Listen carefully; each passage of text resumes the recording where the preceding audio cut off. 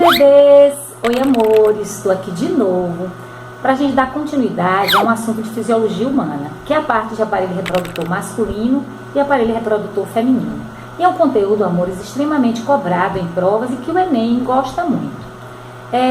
Antes da gente começar o nosso conteúdo, pega o papel, pega a caneta e quando terminar de assistir minha aula, bebês, dá aquela curtida e deixa aquele comentário para a gente saber se realmente você gostou da aula. Eu queria lembrar, amores, que além da minha fanpage e do meu canal no YouTube, agora eu tenho também o meu site, betbiologia.com.br, que é um espaço que eu criei, amores, para a gente bater papo, para vocês terem notícias de conteúdos de biologia do Brasil e do mundo, para que a gente possa lançar questões e também apostilas do conteúdo das videoaulas. Então, eu espero vocês nesses 3 espaços para que a gente possa estar sempre juntinhos, ok, amores? E eu vou começar, bebês, fazendo cara de rica, porque, como eu falei para vocês, depois daquela viagem, eu me senti a mulher mais rica do mundo. Ou a mais pobre, não sei, estou na dúvida. Mas foi ótimo. E aí, bebês, para a gente falar de ovulogênese e de espermatogênese, que equivalem a gametogênese, a gente tem que lembrar do aparelho reprodutor masculino e do aparelho reprodutor feminino.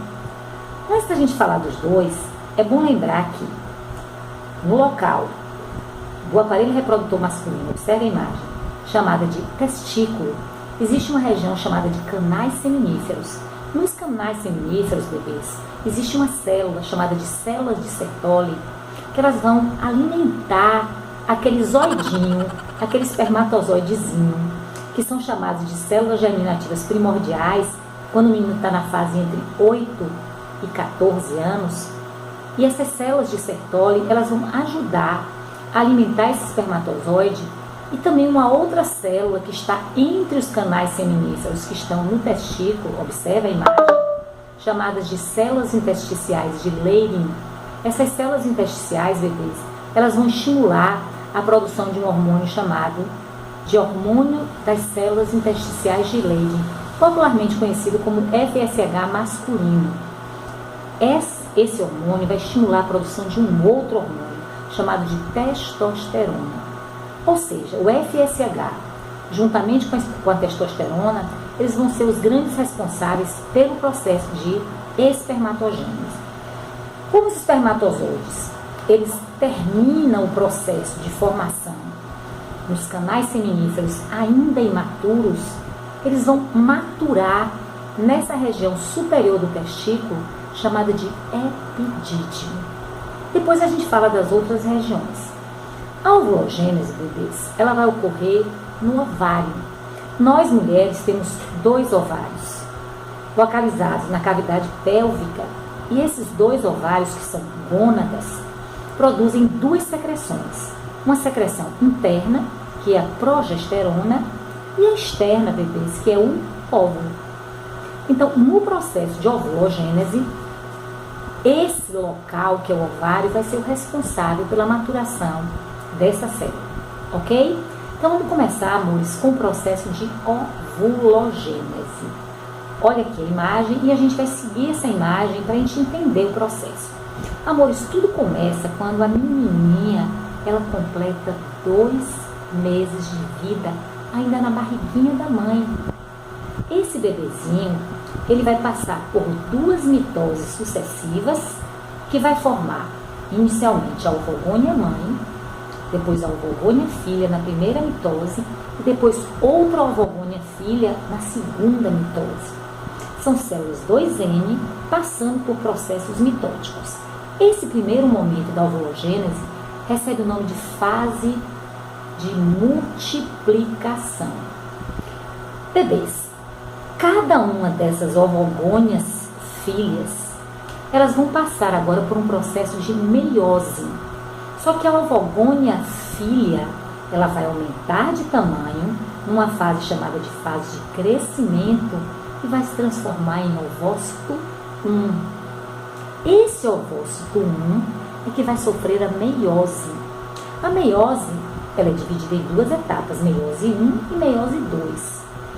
A meiose 1, ela tem 4 fases: a prófase, a metáfase, a anáfase e a telófase. Na prófase 1 da meiose 1, que tem 5 etapas, lectóteno, zicóteno, paquíteno, diplóteno e diacinese. Entre o diplóteno e a diacinese, ocorre a paradinha. Parou por quê? Parou. Para tudo, bebês. Para o processo de ovulogênese. A menininha está na barriguinha da mãe no 7º mês.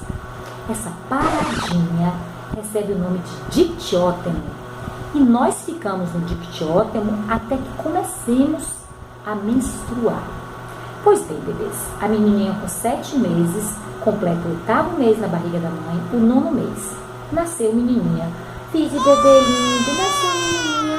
Fiz que menina mais linda. Essa menininha, ela vai se transformando numa mocinha. Essa mocinha, ela vai menstruar. E o que vai acontecer, bebês? Aquele processo que parou na meiose 1, ele vai ser retomado. Então vamos explicar, bebês, como é que ocorre esse ciclo para que ocorra a maturação e produção dos nossos óvulos. Olha esses gráficos aqui. Eles vão mostrar o aparecimento de 4 hormônios. O que esses hormônios vão fazer?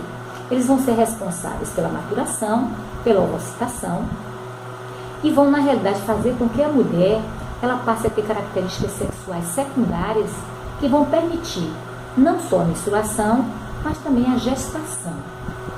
Então, aqui no gráfico fica bem visível que esse ciclo é de 28 dias.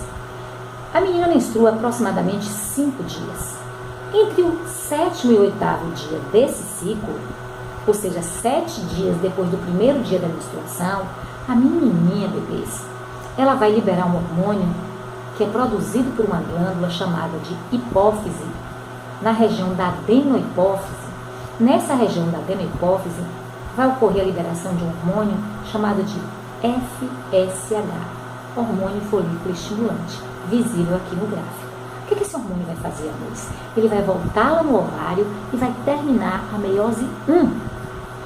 Parou entre o diplóteno e a diacinese, lembra-se? Aí vai terminar a prófase 1 no citoplasma, a metáfase 1, a anáfase 1 e a telófase 1. O que vai acontecer? Nós vamos produzir o ovócito 2. O que esse FSH vai fazer? Ele vai maturar esse folículo ovariano ou folículo de Graafi que parou quando você tinha 7 meses. Então ele está maturando. Então ele fica ali prontinho na metáfase 2. Aí o ciclo continua. O FSH ele vai estimular um outro hormônio, o estrógeno, produzido pela suprarrenal. O que esse hormônio vai me dar? Características sexuais secundárias de menininha, a voz fina, as características de menina, a ausência de pelos, a menstruação, ou seja, características sexuais secundárias. O estrógeno, depois de algum tempo, ele vai inibir o FSH e vai estimular um terceiro hormônio, olha o gráfico, que é o LH, hormônio luteinizante. Quem produz? Hipófise. Que região? Adenohipófise. O que o LH vai fazer? Ele vai pegar aquele ovócito 2 na metáfase 2 e vai tirar do ovário. Quem é que suga esse ovócito 2 na metáfase 2? A trompa de Falópio. A trompa vai levar ele e ele vai continuar nesse processo de metáfase 2 e vai parar numa região superior da trompa e vai ficar lá, quietinho. Aí você conheceu um gatinho, se apaixonou, foi para um lugar assim, ficou tranquila com ele, aí conversa vai, conversa vem, beijo aqui, beijo ali, começa a fazer ousadia, e aí sem querer, aconteceu, você teve relação sexual com ele, bebê, você estava no período fértil, isso foi no 14º dia e você não sabia. Ai, Beth, eu não sabia, eu juro, foi sem querer. Hã? Beth, sem querer. Eu não sabia que isso podia acontecer comigo. Eu achava que era só com as outras meninas. Aí aconteceu, Beth. Foi acontecer. Você estava no período fértil. Esse ovócito, ele começa a liberar um cheirinho que atrai o espermatozoide. E ele vai, gente, desesperado. Zoidinho que é quem? O óvulo. Zoidinho, zoidinho. Olha um monte de zoidinho aqui, gente. Espermatozoide pra lá, não é? O que aconteceu? Você está ovocitando. Esse ovócito 2, gente, que foi agora liberado no processo de ovocitação pelo LH, ele vai liberar uma substância chamada de corpo lúteo. Esse corpo lúteo vai estimular a produção da progesterona. E a progesterona, a gente vai manter o ovócito 2 lá na trompa. Se o espermatozoide desgramado eram 200 milhões, foi morrendo, sobraram de 200 a 500 espermatozoides. Bebês aqui para nós, só um presta, abafa. Quantos liberaram? 200 milhões. Quantos fez alguma coisa? Eu não queria falar, sabe? A gente só tem um, e o um que a gente tem é legal. O homem libera 200 milhões. Quantos presta? Fecundou. Você está ligeiramente grávida. Progesterona alta. Após a fecundação, o que é que vai acontecer? O LH, que produziu o corpo lúteo vai estimular um outro hormônio. Bebês, este é o hormônio HCG, gonadotrofina coriônica. Lamento, hormônio da gravidez. Lamento. Fez o exame de farmácia, gravidez. Fez o exame de urina, o beta-HCG, gravidez. Agora, bebês, só tem uma coisa a fazer. O enxoval. Não tem mais jeito. Bom, o que é que vai acontecer? Como você produziu o HCG, a progesterona, ó, subiu. Agora, bebês, o embrião que está na trompa, ele vai começar a descer em direção ao útero da mulher. Num processo, amores, conhecido como segmentação ou clivagem. E na fase chamada de mórula, ele já se dividiu várias vezes, até que ele chega na fase de blástula, que na espécie humana é conhecida como blastocisto, que é essa imagem aqui. O embrião fica nidado, fica preso. O bebê vai ficar nessa região do endométrio até o momento em que surge a placenta, o córion, o alantoide, todos os anexos embrionários que vão se diferenciando e vão dar origem a outras estruturas, como a bexiga do bebê, enfim. Logo após a nidação, a fixação, o bebê só vai crescer nessa região do endométrio, ok? E vamos voltar agora um pouco, amores, no aparelho reprodutor masculino. Como eu falei para vocês, o ovário é uma glândula mista ou anfícrina. O aparelho reprodutor masculino, na região do testículo, também é uma gônada mista ou anfícrina, que tem uma secreção externa, que é a testosterona, que é lançada na corrente sanguínea, e tem o espermatozoide, que é a secreção externa. Então, o que é que vai acontecer? Quando ocorre a produção nos canais seminíferos do espermatozoide, eles terminam o processo, ou seja, a espermiogênese, que é a transformação da espermate em espermatozoide, na região do epidídimo. Quando ocorre a excitação, e ocorre controlado pelo sistema nervoso autônomo, simpático e parasimpático, a ereção e a ejaculação, esse espermatozoide ele vai fazer o trajeto saindo do epidídimo, passa pelos canais deferentes. Observe a imagem, que por sinal, amores, é um canal que é cortado quando o homem faz a vasectomia. O que é que acontece? Eles vão passar pela vesícula seminal. Lá na vesícula seminal, a frutose que é produzida, ela vai nutrir o espermatozoide e passa pela próstata, onde o suco prostático ele vai produzir uma substância que vai alcalinizar a uretra, para que quando o espermatozoide passe, já que a uretra é um canal urogenital, não exista vestígios de urina. Ok, bebês? E lá na uretra existe uma glândula chamada de glândula bulbo-uretral ou glândula de Cooper, que também produz uma secreção que vai também alcalinizar um pouco a uretra. além de lubrificar o pênis para que ocorra a penetração.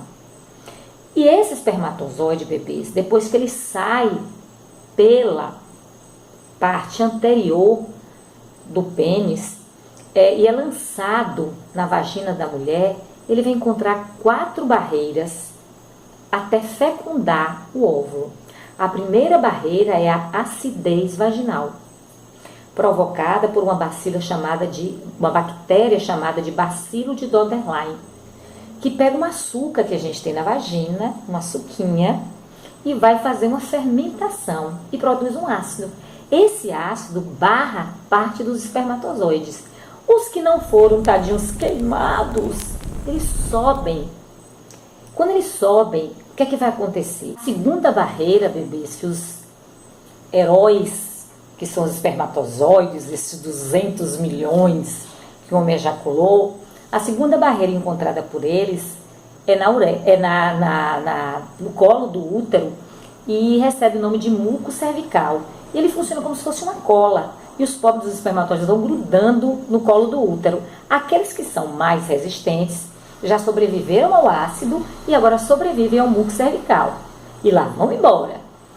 O que vai acontecer? A mulher libera um hormônio quando ela está ovulando. Se ela de fato estiver ovulando, quando acontecer esse processo de ejaculação, essa liberação desse hormônio ele vai atrair o espermatozoide para a trompa correta. Porque, amores, a gente ovula 1 mês em cada trompa. Então, o espermatozoide, coitado, ele não sabe, ele não tem uma bússola para dizer, é a trompa esquerda ou é a trompa direita. Então, o que acontece? Esse hormônio vai induzir o espermatozoide à trompa correta. Então, só que tem um detalhe, amores, a trompa de Falópio, ela tem um peristaltismo contrário. O objetivo da trompa é pegar o óvulo lá no ovário, lembram? Levar ele para ser fecundado e depois pegar esse embrião e colocar ele no endométrio. Então, o movimento da trompa é um movimento contrário. E o que é que o zoidinho quer? Ele quer ver o sol. Ele quer ver aquela bola de fogo linda, que é quem? O óvulo, lindo, esplendoroso, colorido, lindo, a vida. Aí o espermatozoide já encontrou a terceira barreira, peristaltismo da trompa. Bom, bebês, a essa altura, desses 200 milhões, a gente tem de 200 a 500 no máximo espermatozoides sobreviventes. Queimados, cheios de cola, sem força, porque nadaram contra a correnteza. Aí eles veem aquele sol maravilhoso. Enfim, o óvulo. O que vai acontecer? Eles começam a bater a cabeça, bebês, numa região que reveste a zona pelúcida. Olha a imagem, chamada de corona radiata. Nessa corona radiata tem um ácido chamado de ácido hialurônico. E ele precisa ser dissolvido. Esses espermatozoides todos têm na parte anterior deles, veja a imagem, uma bolsa chamada de acrossomo. E nessa bolsa tem enzimas chamadas de acrosima e hialuronidase. Essas enzimas, bebês, que são produzidas pelo espermatozoide, elas vão perfurar a corona radiata para que o espermatozoide entre. Só, bebês, que só um daqueles fortões, eu tenho a força, conseguiu perfurar. Quando ele entra, ele perde a peça intermediária e o flagelo. E a mitocôndria dele, que fazia o movimento do espermatozoide, fica fora. Ele entra com o núcleo e com a organela centríolo. Quando ele entra, ao redor da zona pelúcida forma-se a membrana de fecundação e nenhum outro espermatozoide passa. Não existe polispermia na espécie humana, é monoespermia. Os gêmeos é uma outra história. Então, bebês, o que vai acontecer? Depois de algum tempo, esse pronúcleo masculino, que é haploide, ele vai encontrar o pronúcleo feminino, que também é haploide. Desse encontro, que é a fecundação propriamente dita, ela recebe o nome de cariogamia, singamia ou anfimixia.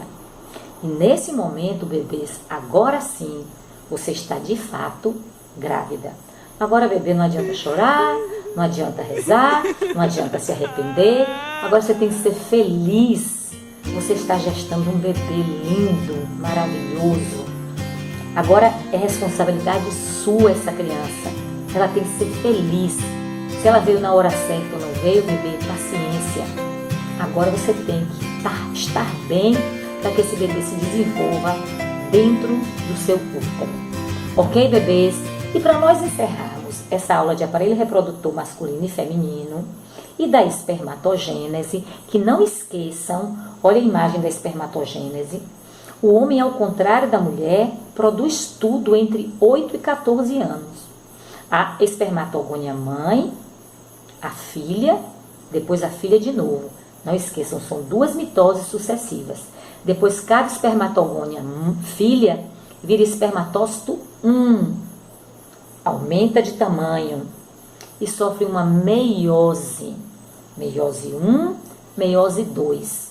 Espermatócito 1, espermatócito 2. Depois, cada espermatócito, bebês, vai sofrer a espermiogênese, certo? Vira espermátide, e essa espermátide, aliás, é que vai passar por uma espermiogênese. E essa espermiogênese, ela vai produzir os espermatozoides, que ao contrário do óvulo, a cada um espermatócito primário, você produz 4 espermátides, 4 espermatozoides. Não esquece disso, bebê. O ovócito 1 produz apenas um óvulo. Agora, o espermatócito do 1 produz 4 espermatozoides. Ok? E agora vamos para o momento final. Dicas da Beth. Dicas da Beth. Isso é que vai lhe ajudar a fechar a prova do Enem, a fechar a prova dos vestibulares e a fechar a minha prova. Vamos lá, bebês? Primeira informação importantíssima. Todo o processo de maturação, de produção do estrógeno, produção do LH e posteriormente produção da progesterona, ela ocorre no período, bebês, de 28 dias, que recebem esses 3 nomes aqui, ok? A mulher, ela só ovula um dia no mês, só que esse dia pode ser 4 dias antes do 14º dia ou 4 dias depois, mas nunca mais do que um dia. O espermatozoide, ele pode ficar vivo dentro da mulher de 48 a 72 horas. Ok, bebês? Eu queria chamar a atenção para uma coisa também muito importante. É com relação à glândula bulbouretral, ou glândula de Cooper, que é aquela glândula que está na uretra e que é responsável pela lubrificação do pênis. Se porventura o homem que vai ao encontro com a menina, aquele encontro tão sonhado, você passou dias e dias preparando a sua amada para aquele momento, convencendo ela, acontece aquele momento mágico de amor, flores, coraçõezinhos, e você está lá, mas você ficou tão preocupado com esse momento que, sem querer, antes de acontecer o encontro, você ejaculou em casa, horas antes.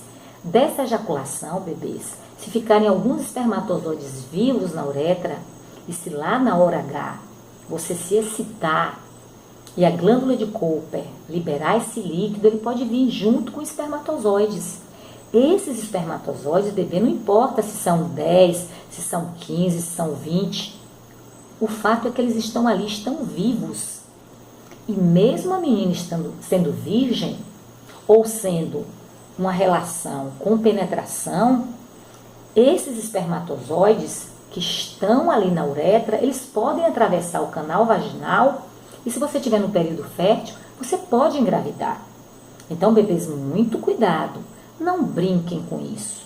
A relação sexual, gente, tem que ser um momento sonhado, um momento preparado, mas um momento com responsabilidade. Eu acho que essa é a maior preocupação que qualquer menina deve ter. Amor, prazer, sexo é legal, mas responsabilidade, gente, é muito importante. Ok, bebês?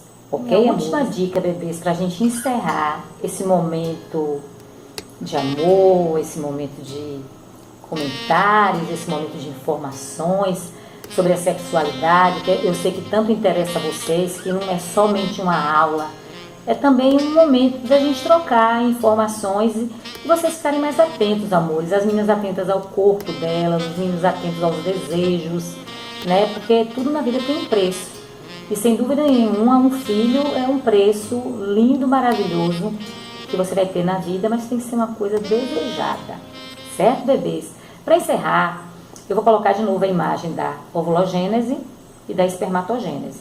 Lembrando, bebês, que na ovulogênese, nós mulheres já nascemos com uma média de 450 a 500 mil folículos ovarianos. E durante a nossa vida fértil, nós maturamos apenas 400, todos os outros degeneram. Mas nós começamos a produzi-los ainda na barriga da mãe. Ok, bebês? Entre o 2º e o 7º mês. E tudo termina cada mês a partir do 1º ano de sua vida que você começou a menstruar. Até o dia que você entrar na menopausa, você vai liberar um ovócito primário. Cada mês ele vai ser liberado numa trompa. Ok, bebês? Os meninos, eles produzem a partir da puberdade. 8, 10, 12 anos de idade, eles começam a maturar as células germinativas primordiais, que se transformam em espermatogônias mãe e vão sofrendo mitoses e meiose.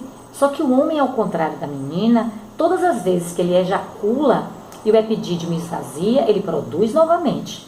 Então, ele, ao contrário da mulher, ele vai produzir todos os dias, caso ele seja um super-herói e ejacule todos os dias. Ou seja, ele sempre vai ter espermatozoide fresquinho.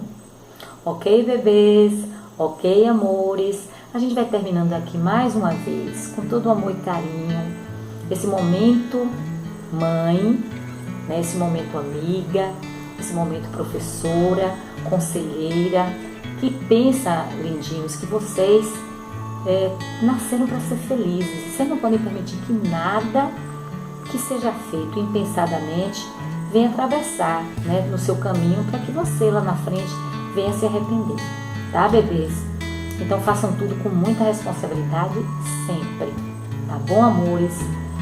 Então, bebês, o meu amor, o meu carinho e o meu tchau. E até a nossa próxima videoaula, que vai ser sobre a parte de embriologia, onde a gente vai falar da segmentação ou clivagem, dos tipos de ovo, dos anexos embrionários, que é uma continuidade desse conteúdo, ok? Tchau! Espero vocês na minha próxima videoaula. Dá aquela curtida, viu, gente, que eu vou amar. Tchau!